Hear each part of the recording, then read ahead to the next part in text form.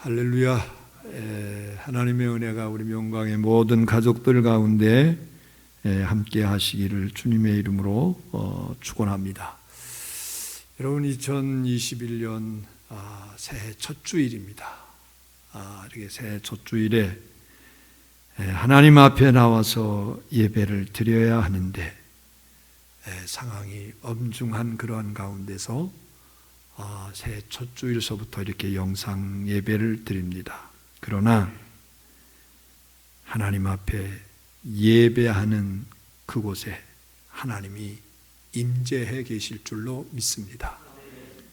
그래서 여러분들이 비록 가정에서 영상을 통해서 예배를 드리지만은 더 사모하는 마음을 가지고 하나님께 예배하면 하나님께서 더 풍성한 은혜로 우리에게 채워주실 줄로 믿습니다. 여러분, 금년 우리 명광교회 표가 뭐라고 했습니까? 믿음을 뭘로 증명하라? 예배로 증명하라. 지난해는 뭐였습니까? 믿음을 삶으로 증명해라, 이거였어요. 금년에 제가 믿음을 예배로 증명하라 라고 한 것은 예배 회복이 반드시 일어나야 하기 때문에 이제 이러한 말씀으로 표를 삼아서 우리 모든 명광의 가족들이 여러분들의 믿음을 예배로 증명해 보일 수 있는 그런 예배 회복의 역사가 꼭 일어날 수 있게 되기를 주님의 이름으로 축복합니다. 사실 어제도 많이 고민이 되고 밤에도 자면서 고민이 돼요. 예배가 이렇게 계속해서 중단이 되면 이게 어떻게 될 것인가. 곤혹스럽고 고민스럽습니다. 여러분, 이럴수록 우리 모든 명광의 가족들이 예배에 대한 사모함이 있어야 될 줄로 믿습니다. 그래서 예배가 다시 불릴듯 일어날 수 있는 그런 역사가 꼭 있게 되기를 바랍니다. 우리 이우민 목사가 어제 제게 그런 건의를 해요. 목사님, 청년들이 이 현장 예배가 아니니까 줌으로 하는데도 한계가 있다는 거예요. 그래서 이걸 어떻게 해야 될지 모르겠습니다. 현장 예배가 20명 이내로 드릴 수 있도록 목사님, 어떻게 안 되겠습니까? 그래서 제가 지금도 고민을 하고 있어요. 그래서 하여튼 제가 곧 결단을 내리게 될 터인데 우리 모든 명광의 가족들이 정말 예배 회복의 역사가 일어날 수 있게 되기를 주님의 이름으로 축원합니다. 모든 종교는 예배 행위가 있지요. 그리고 그 대상은 각각 다르지만 자연을 숭배하고 예배하는 종교도 있고 어떤 현상을 새기거나 인간이 만든 우상을 숭배하는 종교도 있습니다. 그리고 사람을 신격화해서 예배하는 종교도 있어요. 그러나 우리 기독교는 살아계신 하나님을 섬기고 예배합니다. 대상이 살아계신 하나님이기 때문에 예배도 살아 숨쉬는 예배가 되어야 합니다. 그러므로 우리는 믿음을 반드시 이 예배로 증명해내야 됩니다. 만일 예배를 가볍게 여기는 그 믿음이라면 그건 믿음이 아니에요. 취미 삼아서 교회에 왔다 갔다 하는 거지, 믿음을 가볍게 여기는, 소홀히 여기는, 그래서 예배에 대해서 아주 가볍게 생각하는 그러한 사람의 믿음은 그거는 취미 생활하는 거나 마찬가지예요.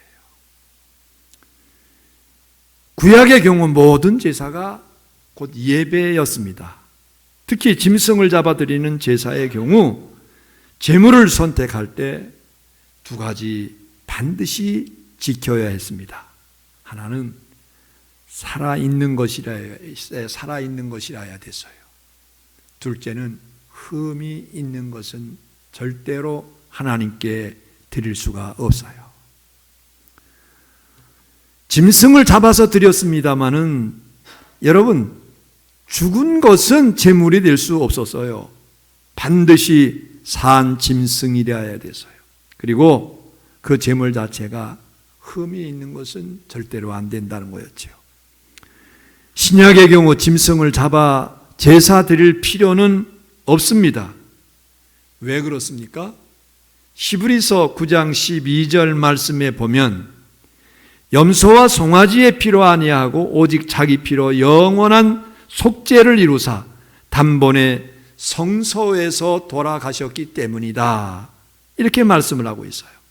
그리고 더 중요한 말씀은 히브리서 10장 18절입니다. 이것들을 사하셨은즉 다시 죄를 위하여 제사 드릴 것이 없느니라. 이렇게 말씀을 하고 있어요. 다시 말씀을 드리면 예수님이 우리의 죄를 위해서 십자가에서 죽으셨기 때문에, 십자가에서 예수님 당신께서 제물이 되어 주셨기 때문에 우리는 구약시대처럼 짐승을 잡아서 제사할 필요가 없는 겁니다. 그리고 예수님이야말로 흠이 없으신 분이기 때문에 그 피가 우리를 깨끗하게 해주신다는 거예요. 그런데 로마서 12장 1절 말씀을 보면 사도 바울은 너희 몸을 하나님이 기뻐하시는 거룩한 산 제사로 드리라. 이것이 너희가 드릴 영적인 예배다. 이렇게 말씀을 하고 있어요. 이 말씀의 뜻은 우리가 드려야 할 제사는 우리의 몸과 마음으로 정성을 다하는 예배여야 된다는 겁니다. 여러분, 부모님께 마음이 없는 효도, 정성이 깃들지 않는 효도는 부모님이 기뻐하시지 않습니다. 형식적으로 건성으로 하는 효도는 부모님이 좋아하지 않습니다. 이것처럼 하나님도 우리의 마음도 없고 정성도 없고 그저 형식적이고 가식적인 예배는 기뻐하지 않으신다는 거예요. 받아주시지 않는다는 거예요. 이것을 죽은 제사라고 합니다. 죽은 제물을 드릴 수 없고 흠 있는 이제 제물을 드릴 수 없는 것처럼 생명 없는 예배를 하나님께 드려서는 안 된다는 거예요. 오늘 본문 중에서 이사야 43장 21절 말씀은 우리가 하나님께 왜 예배를 드려야 되느냐, 이것에 대해서 말씀을 한 거예요. 여러분, 하나님께서 우리를 왜 지으셨습니까? 하나님을 찬양하기 위해서, 다시 말씀드리면 하나님께서 찬양을 받으시기 위해서 하나님이 우리를 지으셨다는 거예요.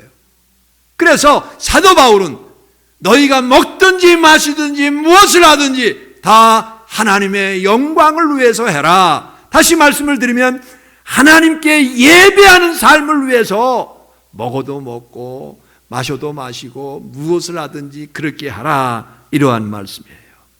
여러분, 하나님이 인간을 창조하신 목적이 예배에 있습니다. 그래서 우리는 반드시 참된 예배자가 되어야 돼요. 그런데 참된 예배자가 되기 위해서 어떻게 해야 되느냐? 오늘 민수기 28장 말씀은 예배하는 자세, 예배하는 방법을 제시하고 있어요.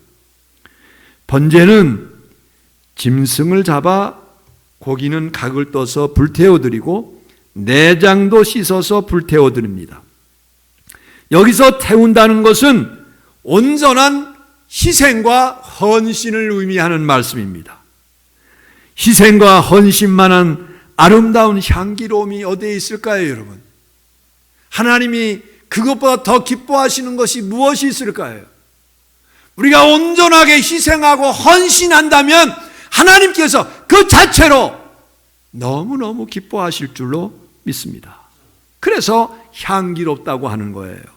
다시 말하면 번제는 하나님께 드린 향기로운 예배라는 것입니다.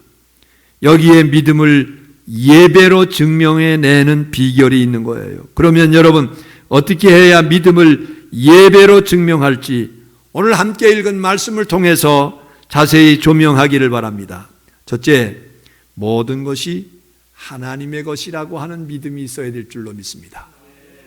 먼저 우리의 믿음이 이 세상의 모든 것은 다 하나님의 것입니다. 이 믿음이 있어야 된다는 거예요. 예? 우리가 입술로는 하나님의 것입니다 고백을 하면서, 예?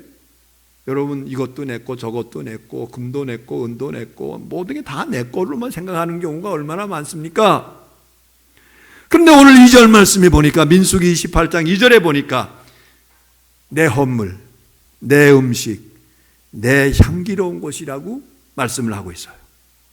시편 50편 10절부터 20절에 12절에는 산림의 들짐승도, 무산의 생축도, 산의 새들도, 들의 짐승도, 세계와 거기 충만한 모든 것이 다 내 것이다.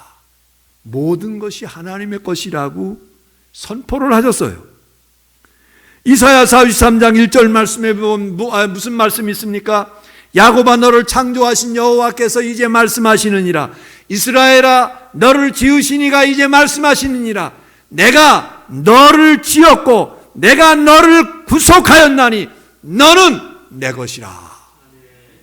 여러분들 구원 받으셨습니까? 여러분들을 향해서 하나님이 이렇게 말씀하셔요. 너 내 거야. 하나님의 소유로 선포하셨어요. 여러분, 사도 바울은 로마서 14장 8절에서 나는 사나 죽으나 주의 것이라고 했어요. 너는 내 것이라, 세계도 만물도 다 주의 것이라는 하나님의 말씀에 이사야도, 다윗도, 바울도 하나님, 예, 그렇습니다. 모든 것이 다 주의 것입니다. 응답하는 것입니다. 여러분, 왜 모든 것이 주의 것입니까? 창세기 1장 1절 말씀에 왜 모든 것이 하나님의 것이냐? 분명한 답이 나와 있잖아요. 여러분, 창세기 1장 1절이 뭡니까? 태초에 하나님이 뭐라고 그랬어요? 천지를 창조하시니라. 하나님이, 친히 하나님께서 우주 만물을 다 지으셨다는 거예요. 모든 천지를 지으시고 우주 만물 삼라 만상 모든 것을 하나님이 지으셨다는 거예요. 하나님이 창조하시고 지키시고 섭리하시기 때문에 하나님의 것입니다. 세계나 만물도 그렇다고 치고 왜 내가 주의 것입니까? 그것은 주님이 나를 죄에서 구원하셨기 때문에 나는 주의 것이에요. 그래서 바울도 사나 죽으나 우리는 주의 것이라고 고백을 했던 겁니다. 역대상 29장 14절 말씀에 보면 다윗 왕이 이런 고백을 합니다. 모든 것이 주께로 말미암았으니 우리가 주의 손에서 받은 것으로 주께 드렸을 뿐이니이다. 모든 것이 주님으로부터 왔기 때문에 주님께 드리는 것이 마땅합니다. 이런 고백이지 않습니까? 여러분, 이 말씀은 다윗이 역대상 28장에서 성전 건축의 양식을 솔로몬에게 설명하고 이제 성전 건축을 위해서 헌물을 바치면서 한 말이에요. 생명도 물질도 시간도 재능도 다 하나님께서 주셨다는 거죠. 욥기 1장 21절에는 주신 자도 여호와시요 취하신 자도 여호와이십니다. 이렇게 고백을 했어요. 여러분, 이런 사실을 믿는 여러분들이 되기를 주의 이름으로 축원합니다. 그래서 온 우주의 주인이신 하나님께 감사하며 예배하는 일에 힘쓰는 성도들이 돼서 예배를 통해서 하나님께 영광을 돌리는 우리 성도들이 다 될 수 있게 되기를 바랍니다. 그리고 하나님이 주시는 은혜를 통해서 예배의 감격과 기쁨과 놀라운 은총을 회복하는 우리 명광의 모든 가족들이 되기를 주님의 이름으로 축원합니다. 두 번째, 우리가 믿음을 예배로 증명하기 위해서는 정한 예배를 드려야 된다는 거예요. 무슨 예배예요? 정한 예배. 예? 오늘 2절 말씀해 보니까 너희가 그 정한 시기에 삼가 내게 바칠지니라.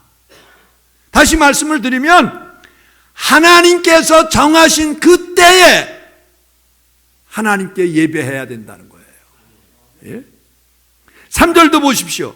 매일 2마리씩 상번제로 드리라고 했어요. 4절에서는 아침에도 드리고 해질 때에도 드리라고 말씀을 하고 있어요. 이 말씀은 하나님께서 제사하는 시간을 직접 제시하시고 가르쳐 주셨다고 하는 말씀이에요. 다시 말하면 예배 시간까지도 내가 정하는 것이 아니라 하나님께서 정하신 그 시간에 하나님께 예배해야 된다는 거예요. 여러분, 구약에서 드렸던 모든 제사는 시기도 방법도 하나님이 정해 주셨고 백성들에게 규례로 주셨습니다. 그러니까 예배는 내 마음대로 드리는 게 아니라는 겁니다. 그냥 시간 나면 드리고 바쁘면 안 드려도 되는 그런 게 아니라는 거예요. 예배를 제쳐놓고 다른 일을 하는 것도 안 된다는 겁니다. 틈나면 예배 드리고 바쁘면 예배 빠져서도 안 된다는 겁니다. 더더구나 기분이 나쁘면 드리고 기분이 좋으면 드리고 기분이 나쁘면 안 드리는 경우도 있어요. 여러분, 아니에요. 예배는 내 마음대로 정하고 폐지하는 것이 아닙니다. 제가 우리 교사들에게 당부하는 말이 있어요. 우리 파트 전사님들에게 하는 교육자들에게 당부하는 게 있어요. 교사들이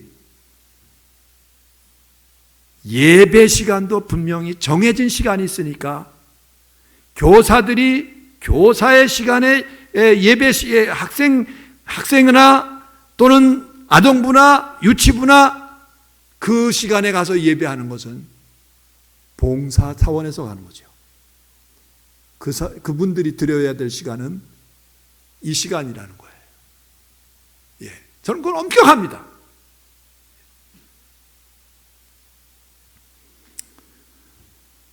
그렇기 때문에 예배는 내 마음대로 정하고 내 마음대로 폐지하는 게 아닙니다. 하나님이 시기도 때도 방법도 정해주셨어요. 이유는 하나님이 예배를 받으시는 분이기 때문입니다. 여러분, 예배라고 하는 단어의 의미가 여러 가지입니다만 그 중에 노예나 종이 주인을 섬길 때 절하다, 몸을 굽히다, 엎드리다, 입맞추다 이런 뜻으로 사용했습니다. 철저하게 섬기고 복종해야 한다고 하는 의미입니다. 그러므로 종이 주인의 계획이나 일정을 짜는 법이 없지요. 주인이 종의 일정을 정하고 할 일을 정하고 감독을 합니다. 그래서 주님께서 우리에게 시키시는 대로 정하신 방법대로 우리가 하나님께 예배해야 될 줄로 믿습니다. 여러분, 예배의 대상이 누구입니까? 예배의 대상은 온 우주의 주인이신 전능하신 하나님이십니다. 예배의 주체는 하나님이라는 것입니다. 다시 말하면 하나님이 예배를 받으시는 주체인 거예요. 내가 예배를 마음대로 바꾸고 조정할 수 없는 이유가 바로 여기에 있는 겁니다. 여러분, 우리 교회에 정한 예배 시간이 언제입니까? 주일 낮 예배가 있습니다. 주일 오후 예배도 있습니다. 또 3일 예배도 있습니다. 구역 예배도 있습니다. 심야 기도회도 있습니다. 특히 하나님이 엄격하게 제정하신 예배의 날이 있어요. 그것은 안식일을 기억해서 거룩하게 지키라고 명하신 대로 우리는 주일을 경건하게 거룩하게 지켜야 될 줄로 믿습니다. 하나님께 온전하게 예배를 드려야 하는 거예요. 세 번째, 향기로운 예배를 드려야 된다는 겁니다. 민수기 28장 2절, 6절, 8절, 13절, 24절, 27절을 보면 향기롭다라고 하는 말이 반복되어 나오고 있어요. 본문의 경우는 제물을 태워서 드릴 때 나는 냄새를 향기롭다 이렇게 표현을 했지요. 문제는 여러분, 제물을 태우는 냄새가 향기롭습니까? 여러분들이 고기를 양념을 맛있게 해서 굽는 것은 냄새, 그 양념 냄새로 인해서 이게 뭐 맛있을 수 있겠지만은 그냥 고기를 태우는 것은 우리끼리한 그런 냄새도 나고 역한 냄새가 많이 납니다. 여러분, 그런데 제물을 태워 드릴 때 냄새를 향기롭다고 한 것은 그 희생이 향기롭다고 하는 의미예요. 여러분, 희생보다 더 소중한 것이 어디에 있습니까? 희생보다 아름다운 것이 더 어디에 있습니까? 희생보다 더 진한 향기가 과연 무엇이겠습니까? 그런데 출애굽기 20장 22절부터 38절을 보면 향을 만드는 방법을 하나님께서 제시를 해 주셔요. 첫째는 최고급 향품을 사용해야 된다는 거예요. 그래서 출애굽기 30장 23절 24절을 보면 상등 향품을 취하되 모략 500세겔, 향기로운 육개 250세겔, 창포 250세겔, 계피 500세겔, 감람나무 기름 한 흰으로 향유를 만들라고 했어요. 이렇게 향의 종류와 분량까지 하나님께서 이제 정해 주셨는데 이것은 최고급 향이라는 것입니다. 두 번째, 거룩한 관유를 만들라고 그랬어요.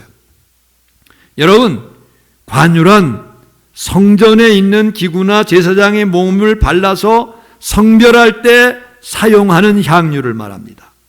식용 기름이나 미용을 위한 향수가 아닙니다. 거룩한 구별을 위해서 사용하는 향유를 만들라고 했습니다. 셋째는 법대로 만들어야 된다는 거예요. 출애굽기 30장 35절을 보면 향을 만들되 향 만드는 방법대로 만들라고 했고, 37절을 보면 너희를 위하여 만들지 말라고 했고, 38절에는 그런 자는 백성 중에서 끊쳐지리라. 다시 말하면 하나님이 정하시지 않은 자기 마음대로 하는 것은 하나님의 백성에서 끊어진다는 거예요. 앞에서 말씀드린 대로 제물을 태워드리는 제사를 향기롭다고 표현한 부분을 우리가 주목해야 됩니다. 자신을 태우고 희생해야 향기로운 예배가 됩니다. 자기 할 일 다 하고, 자기 갈 곳 다 가고, 자기 쓸 것 다 쓰고 남은 찌꺼기로 예배하는 것은 향기로운 예배가 될 수 없다는 거예요. 향기로운 제사, 향기로운 예배란 자기의 시간과 물질과 노력과 재능을 드리는 예배가 향기로운 예배임을 믿으시기를 주님의 이름으로 축원합니다. 네 번째는 성전 예배를 드려야 된다는 거예요. 성전 예배. 7절에 보니까 거룩한 곳에서 드려라 이렇게 말씀을 하고 있어요. 여러분, 본문이 말하는 곳은, 이 거룩한 곳은 제사를 드리는 제단을 말합니다. 구약시대 성전이 세워지기 전에는 회막이라고도 하고 장막이라고도 하는 곳에서 제사를 드렸고, 성전이 세워진 이후에는 성전에서 제사를 드렸어요. 그리고 오늘 우리는 명광교회에 나와서 예배를 드립니다. 왜? 하나님이 정하신 곳이기 때문에 이곳에서 하나님께 예배를 드립니다. 성탄절이 되면 동방박사들 얘기를 하곤 하죠. 만일 그들이 이상한 별을 연구하다가 메시아가 저 유대 땅 베들레헴에서 나셨구나 그러면서 이제 황금과 유황과 모략을 택배로 보냈든지 아니면 속달로 보냈든지 아니면 인편으로 보냈다고 하면 그건 별 의미가 없습니다. 그렇지만 새 박사는 별을 보고 아기 예수를 직접 찾아와서 경배를 드렸다는 거예요. 전설에 의하면요, 제 4박사가 있었는데 길을 잃고 헤매다가 예수님이 십자가에 못 박혀 돌아가실 때 비로소 예수님을 만났대요. 그러니까 무려 30년 동안 예수님을 만나기 위해서 끝까지 인내하면서 예수님을 찾은 거예요. 여러분, 지금은 코로나로 인해서 어쩔 수 없이 가정에서 우리가 영상을 통해서 예배를 드립니다. 지금은 어쩔 수 없는 상황이에요. 그러나 정상적인 상황이 되면 우리는 반드시 성전 예배를 잘 드려야 될 줄로 믿습니다. 그래서 우리 교회 교인들은 멀든지 가깝든지 이곳에 나와서 하나님께 예배해야 됩니다. 왜 그렇습니까? 하나님이 정하신 곳이에요. 하나님이 우리 명강의 모든 가족들에게, 명강의 모든 가족들의 성전은 바로 이곳이라고, 성윤관로 47번지 이 장소라고 하나님께서 정해 주신 거예요. 여러분, 하나님이, 예배는 하나님이 정하신 성전에서 드려야 될 줄로 믿습니다. 예배를 시브리어로 아바다라고 하기도 하고 헬라어로는 이제 라드레이아라고도 합니다. 그 뜻은 주인을 섬기는 종이 허리를 굽히고 무릎을 엎드려 일하는 자세를 가리킵니다. 영어로는 예배를 워십이라고 합니다. 하나님을 섬기는 것이 곧 예배라는 것입니다. 조선시대 왕들의 평균 수명이 47세였대요. 여러 가지 원인이 있겠지만은 과로와 주색에 빠져 산 것이 주 원인이랍니다. 그리고 빼놓을 수 없는 원인은 운동 부족이에요. 식사도 궁녀들이 가져다 줘서 먹고 세수도 궁녀들이 시켜주었기 때문에 운동할 기회가 없는 거예요. 왕의 삶은 섬김을 받기만 했지 몸을 놀려서 남을 섬길 기회가 없었습니다. 그것이 편하고 좋게 여겨졌겠지만 만병의 원인이 되고 단명의 원인이 되었던 것입니다. 여러분, 예배는 섬기는 거예요. 예배를 소홀히 하는 것은 섬김을 포기하는 것입니다. 그리고 하나님을 소홀히 하는 것입니다. 그런 사람일수록 예배 횟수가 많다느니, 예배가 어떻다느니 이런 구실을 잡아서 예배를 피하려고 합니다. 그러나 예배는 단순한 요식이나 형식이 아닙니다. 하나님 섬기는 것이 예배예요. 하나님을 믿는 사람이 하나님을 섬기는 일을 싫어하거나 피한다면 여러분, 신앙이 성립됩니까? 절대로 안 되죠. 신앙이 자라고 영적으로 건강해지려면 섬기는 일을 잘 해야 될 줄로 믿습니다. 향기로운 예배는 모든 것이 하나님의 것이라는 믿음에서 시작이 되고 정한 시간에 예배를 드려야 하고 희생과 온전한 섬김으로 하나님께 예배해야 되고 성전에서 하나님께 예배해야 될 줄로 믿습니다. 예배는 하나님과의 만남이며 교제이며 섬김입니다. 예배를 소홀히 하는 것은 이 모든 것을 소홀히 하는 겁니다. 여러분, 예배에 빠지지 않게 되기를 바랍니다. 예배를 가장 우선순위에 둘 수 있는 여러분들이 되기를 주의 이름으로 축원합니다. 예배에 최선을 다하시기를 바랍니다.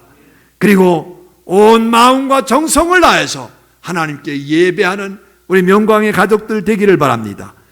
그리고 예배 시간을 잘 지키는 성도들 되기를 바랍니다. 이렇게 드리는 예배가 살아있는 예배입니다. 생명 있는 예배입니다.